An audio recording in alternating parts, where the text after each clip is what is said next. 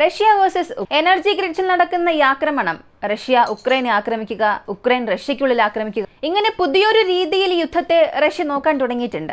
റഷ്യക്കെതിരെ യുദ്ധം ചെയ്യുന്ന ഉക്രൈന്റെ 8 പ്രധാനപ്പെട്ട പ്രവിശ്യകളിൽ ഇന്നലെ രാത്രി മുതൽ ഇന്ന് വരെയും എനർജി ഇല്ല. നമ്മളൊക്കെ സാധാരണ ചില റേഷൻ രീതിയിൽ സാധനങ്ങൾ നൽകുന്നത് കണ്ടിട്ടുണ്ടാകും.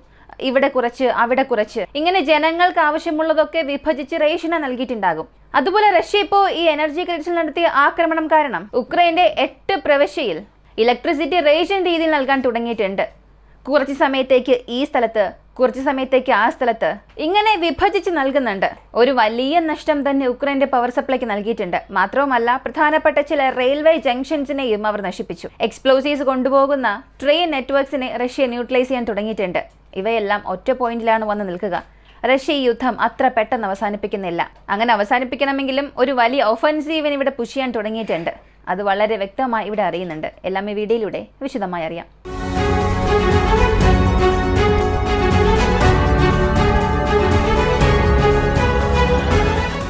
ഉക്രൈനെതിരെ റഷ്യ ഇന്നലെ 140-ലധികം ഡ്രോണുകൾ ഉപയോഗിച്ചു. എപ്പോഴും നമ്മൾ അറിയുന്നതാണ്, കാർബോ ഡ്രോൺസ് ഉപയോഗിക്കും, ഡീകോയ് ഡ്രോൺസ് ഉപയോഗിക്കും. ഇങ്ങനെ ഉക്രൈൻ എയർ ഡിഫൻസ് സിസ്റ്റത്തെ കൺഫ്യൂസ് ചെയ്യിപ്പിക്കാൻ വേണ്ടി ചില രീതികൾ റഷ്യ ഉപയോഗിക്കും. എന്നാൽ ഇത്തവണ കൂടുതലായും എക്സ്പ്ലോസീവ് ഡ്രോൺസ് ഉപയോഗിച്ച് ഈ ആക്രമണം റഷ്യ നടത്തിയിട്ടുണ്ട്. കീവ്, ഖാർക്കീവ്, സൂമി, കിലോഗ്രാം, ഷെരാസ്കി റീജിയൻ, ഗോൾഡവ, നിപ്രോവോസ്, ഹിരോയാഡ് പോലുള്ള പ്രദേശങ്ങൾ, ഈ എല്ലാ പ്രവിശ്യയിലും ഇലക്ട്രിസിറ്റി ഇപ്പോൾ ഏതാണ്ട് 70-80% കട്ട് ചെയ്തിട്ടുണ്ട്. ഉക്രൈന്റെ എനർജി കമ്പനി ആയിട്ടുള്ള ഉക്രൈൻ എനർഗോ, കൂടാതെ ഉക്രൈന്റെ പ്രൈവറ്റ് സെക്ടർ കമ്പനി ആയിട്ടുള്ള ഡി-ടെക് കമ്പനി, ഇവർ പ്രധാനപ്പെട്ട ഒരു അറിയിപ്പ് നൽകിയിട്ടുണ്ട്. റഷ്യ നടത്തുന്ന ഈ ഒരു ആക്രമണം അൺപ്രഡിക്റ്റബിളായി മാറുന്നുണ്ട്. ഇപ്പോൾ ഒരു സ്ഥലത്ത് അവിടെയുള്ള എനർജി സോഴ്സ് പ്രധാനപ്പെട്ട ചില പവർ സ്റ്റേഷനിൽ നിന്നും ഇങ്ങനെ പിരിഞ്ഞാണ് മറ്റ് പല സ്ഥലങ്ങളിലേക്ക് പോവുക. ഇത് എവിടേക്ക് പോകണം, എവിടെയുള്ള സ്റ്റേഷനിലേക്ക് പോകണം, ഏതൊക്കെ സബ് സ്റ്റേഷനിലേക്ക് പോകണം, ഇതെല്ലാം മുൻപ് ട്രാൻസ്ഫോമർ ലൈൻസിലൂടെ പിരിച്ചു വെച്ചിട്ടുണ്ടാകും. അതായത് പ്രധാനപ്പെട്ട ഒരു സിറ്റിയിൽ നിന്നും ലഭിക്കുന്ന ഈ വൈദ്യുതി പ്രധാനപ്പെട്ട ഒരു ട്രാൻസ്പോർട്ട് ഹബിലേക്ക് പോകും. അവിടെ നിന്ന് അത് വിഭജിച്ച് വൈദ്യുത നിലയങ്ങളിലേക്കും സബ് സ്റ്റേഷനിലേക്കും അയക്കും. അവിടെ നിന്ന് ഈ ട്രാൻസ്ഫോമറുകൾ വഴി നമ്മുടെ സിവിലിയൻ ആവശ്യങ്ങൾക്ക് വേണ്ടി വിതരണം ചെയ്യും. ഇപ്പോൾ റഷ്യ ആക്രമിക്കാൻ തുടങ്ങിയത് മെയിൻ സ്റ്റേഷനെ ഒഴിവാക്കിയിട്ട് അവിടെ നിന്നും ഇലക്ട്രിസിറ്റി പ്രൊഡ്യൂസായി ഒരു സ്ഥലത്ത് നിന്ന് മറ്റ് പല സ്ഥലങ്ങളിലേക്ക് ഇങ്ങനെ വൈദ്യുതി കണക്റ്റായി പോകുന്ന സ്ഥലങ്ങൾ, അവിടങ്ങളെയാണ് ആക്രമിക്കാൻ തുടങ്ങിയത്. ഇങ്ങനെ ആക്രമിക്കുമ്പോൾ സംഭവിക്കുന്നത്, അവിടെ ഇലക്ട്രിസിറ്റി പ്രൊഡ്യൂസ് ആകുന്നതിൽ പ്രശ്നമില്ല, എന്നാൽ നടുവിൽ ഈ നെറ്റ്വർക്ക് കൊളാപ്സ് ആകുമ്പോൾ ഇവിടെ നിന്നും ഈ വിഭജിച്ച് കൊടുക്കുന്ന സ്ഥലങ്ങളിലേക്ക് ഈ നെറ്റ്വർക്കിൽ നിന്നും ഇലക്ട്രിസിറ്റി ഫ്ലോ ആകാത്തത് കൊണ്ട് താഴെയുള്ള അത്രയേറെ ജനങ്ങളും അവിടെ ബാധിക്കപ്പെടുകയാണ്.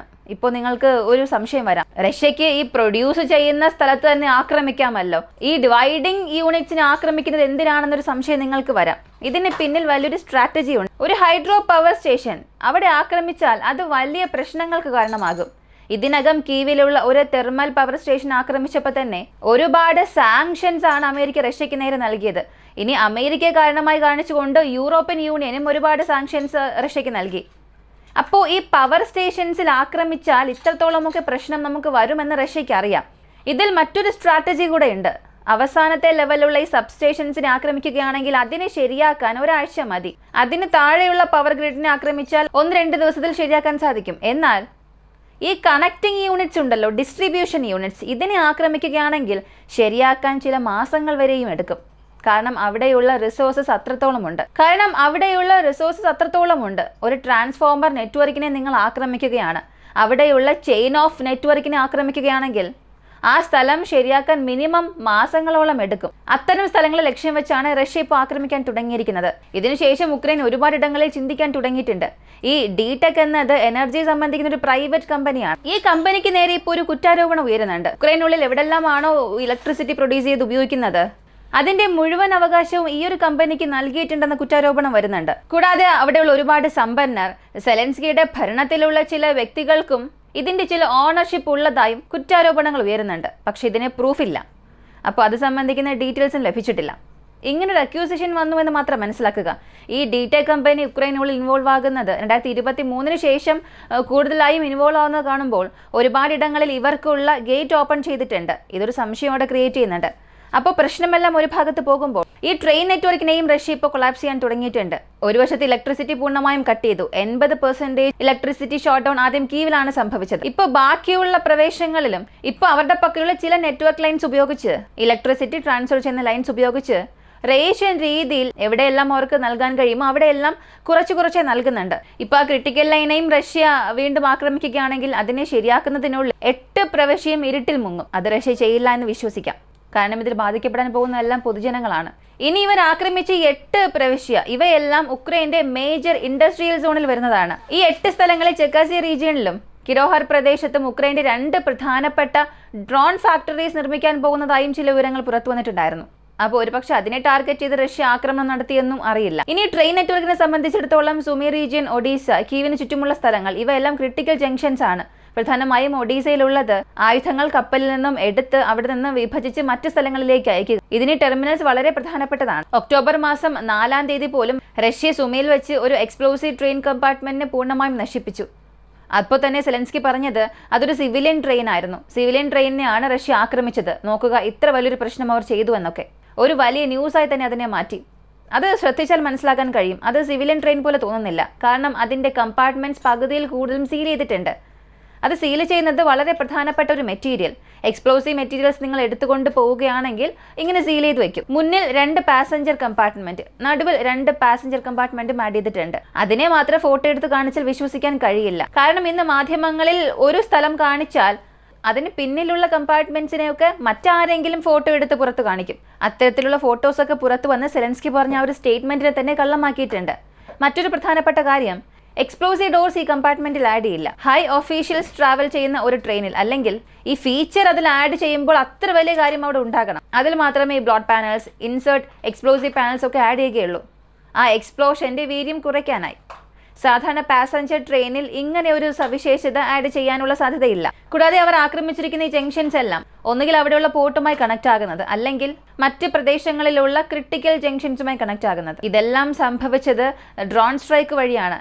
മിസൈൽ വെച്ച് ആക്രമിച്ചാൽ ഒരുപക്ഷെ എക്സ്പ്ലോസീവ്സ് ഉണ്ടെങ്കിൽ അത് പൊട്ടിത്തെറിച്ച് ചുറ്റുമുള്ള സിവിലിയൻസിന് ഒരുപാട് പ്രശ്നങ്ങൾ ഉണ്ടാകും. അതുകൊണ്ട് മിസൈൽ അവിടെ ഉപയോഗിച്ചിട്ടില്ല.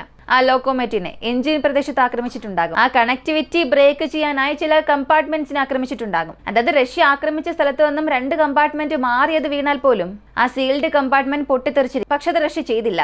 അപ്പോൾ ഡ്രോൺ ഉപയോഗിച്ച് വളരെ കൃത്യമായി എന്ത് ചെയ്താൽ ആ സീൽഡ് കമ്പാർട്ട്മെന്റ് കൊളാപ്സ് ആകും, എന്ത് ചെയ്താൽ ഈ നെറ്റ്വർക്ക് കൊളാപ്സ് ആകും, ട്രെയിൻ മൂവ് ആകാതെ തടയാൻ എന്ത് ചെയ്യാം, അത് കൃത്യമായി തന്നെ ചെയ്തിട്ടുണ്ട്. സിവിലിയൻ ട്രെയിനെയാണ് ആക്രമിച്ചത്, ആ ട്രെയിനിൽ ഒന്നും ഇല്ലായിരുന്നു എന്നൊക്കെ സെലൻസ്കി പറഞ്ഞല്ലോ. 2 ദിവസത്തിന് ശേഷം ആ ട്രെയിൻ എവിടെ പോയി എന്ന് ആർക്കെങ്കിലും അറിയോ? ആ ട്രെയിനുള്ള പ്രദേശം പൂർണ്ണമായും സീൽ ചെയ്തു. ആന്റി ഡ്രോൺ നെറ്റ് എല്ലാം ഉപയോഗിച്ച് മുഴുവൻ എക്സ്പ്ലോസീവ്സും ട്രാൻസ്ഫർ ചെയ്തിട്ടുണ്ട്. എന്നാൽ ഇതൊന്നും സെലൻസ്കി പറയില്ല, അല്ലെങ്കിൽ യുക്രൈൻ മാധ്യമങ്ങൾ പറയില്ല. അപ്പോൾ റഷ്യയുടെ ഉദ്ദേശം ഇവിടെ വ്യക്തമാണ്, ഈ ജംഗ്ഷൻസ് നെറ്റ്വർക്കിനെ ബ്രേക്ക് ചെയ്യുക, ഉക്രൈന്റെ കൗണ്ടർ ഒഫൻസീവിനെ പൂർണ്ണമായും സ്ലോ ഡൗൺ ചെയ്യുക. മറുവശത്ത് അവരുടെ പവർ ഗ്രിഡ്സിനെ ആക്രമിച്ചത് എങ്ങനെയെങ്കിലും ഉക്രൈനുള്ളിൽ കൂടുതൽ പ്രദേശങ്ങളെ റഷ്യ ക്ലെയിം ചെയ്യണമെന്നുള്ളതിന് വേണ്ടിയാണ്. എന്നാൽ ഒരു കാര്യം മനസ്സിലാക്കുക, റഷ്യയ്ക്ക് ഇതുവഴി ഉണ്ടാകുന്ന വിജയം അവരുടെ പോപ്പുലേഷനുമായി കമ്പയർ ചെയ്യുമ്പോൾ ഒരു വലിയ വിജയമായി മാറുമോ എന്നറിയില്ല. ഉക്രൈൻ ഒരു ബഫർ സോണായി ക്രിയേറ്റ് ചെയ്തെന്ന് ക്ലെയിം ചെയ്യാം. പക്ഷെ അതിന് പിന്നിൽ റഷ്യയുടെ എക്കണോമി വലിയൊരു പ്രശ്നം നേരിടുകയാണ്. ഈ വാട്ട് ടൈം എക്കണോമി വെച്ചുകൊണ്ട് റഷ്യയെ കൊണ്ട് സസ്റ്റെയിൻ ചെയ്യാൻ കഴിയുമെന്നൊക്കെ ചിന്തിക്കും. പക്ഷേ യഥാർത്ഥ ടെസ്റ്റ് ആ ട്രാൻസിഷൻ പീരീഡിലാണ് ഇവർക്ക് ഉണ്ടാകാൻ പോകുന്നത്. അതുകൊണ്ടാണ് പുടിൻ എപ്പോഴും പറയുന്നത് ഒരുപാട് ഇൻവെസ്റ്റ്മെന്റ് അകത്ത് കൊണ്ടുവരണം. മാധ്യമങ്ങളോട് സംസാരിക്കുമ്പോൾ തന്നെ അദ്ദേഹം ഇൻവെസ്റ്റ്മെന്റിനെ കുറിച്ചാണ് കൂടുതലായും സംസാരിച്ചത്. അപ്പോൾ ഇൻവെസ്റ്റ്മെന്റിന്റെ കാര്യങ്ങളെല്ലാം ചെയ്തതിനു ശേഷം മാത്രമേ റഷ്യ ഉക്രൈൻ യുദ്ധത്തിൽ ഒരു തീരുമാനം വരികയുള്ളൂ. ഇല്ലെങ്കിൽ റഷ്യയുടെ എക്കണോമിക്ക് വലിയൊരു ആപത്ത് അവിടെ കാത്തിരിക്കുകയാണ്. ഈ ഒരു വീഡിയോയെ കുറിച്ചുള്ള നിങ്ങളുടെ അഭിപ്രായം എന്താണെന്നുള്ളത് കമന്റിൽ പറയുക. കൂടുതൽ അപ്ഡേറ്റ്സിനായി വോയിസ് ഓഫ് വിക്കിയെ നമ്മുടെ ചാനൽ സബ്സ്ക്രൈബ് ചെയ്യുക. മറ്റൊരു വീഡിയോയുമായി വീണ്ടും കാണാം.